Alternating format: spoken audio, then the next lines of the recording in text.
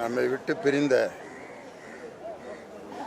அருமையான திரைக்கலைஞர், திரைக்கதை வசனத்திற்கென்றே இந்தியா முழுவதும் புகழ்பெற்ற ஒரு மாபெரும் கலைஞர் கே. பாக்கியராஜ் இன்று நம்மிடையே இல்லை.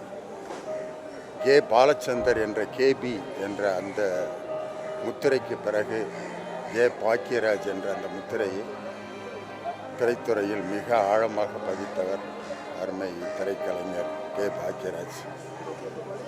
அது மட்டுமல்ல, தாய்க்குலம் என்ற வார்த்தையே அவர்தான் உருவாக்கினார். அந்த தாய்க்குலங்களுக்கென்றே அவரால் எடுக்கப்பட்ட படங்கள், மக்கள் திலகம் எம்ஜிஆருக்கு பிறகு பெண்களால் மிகவும் நேசிக்கப்பட்ட பல திரைக்கதைகளை எடுத்து அவர்களால் நேசிக்கப்பட்டவர்.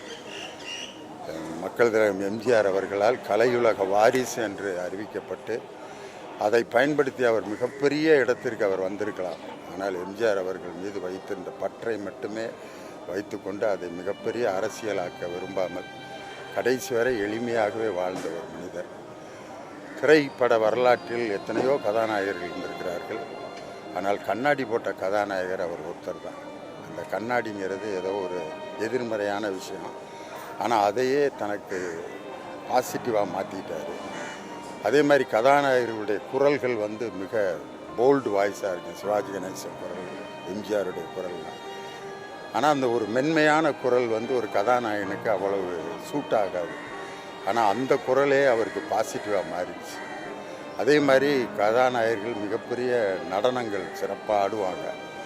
ஆனால் அவருக்கு நடனத்தில் பெரிய ஒரு புலமை இல்லை. இருந்தாலும் அவர் செய்யக்கூடிய அந்த சிறு சிறு அசைவுகளே மிகப்பெரிய அது ஒரு மக்களால் ரசிக்கப்பட்டது. தனக்கு எதெல்லாம் எதிர்மறையாக இருந்ததோ அதையெல்லாம் பாசிட்டிவாக மாற்றின ஒரு அற்புதமான கலைஞர்.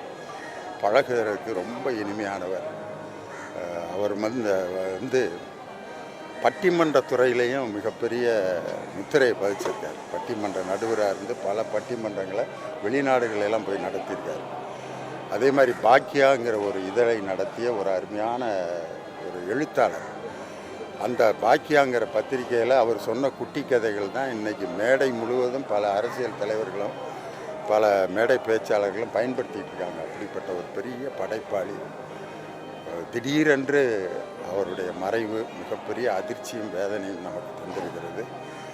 அவருடைய படைப்புகளும் அவருடைய பண்பும் பாசமும் இருக்கிற வரை அவர் எந்நாளும் மக்களிடம் வாழ்ந்து கொண்டே இருப்பார். பிளே ஸ்டோர் மற்றும் ஆப் ஸ்டோரில் இருந்து பாலிமர் செயலியை QR கோடு மூலம் பதிவிறக்கம் செய்யுங்கள். செய்திகளை உடனுக்குடன் பெறுங்கள்.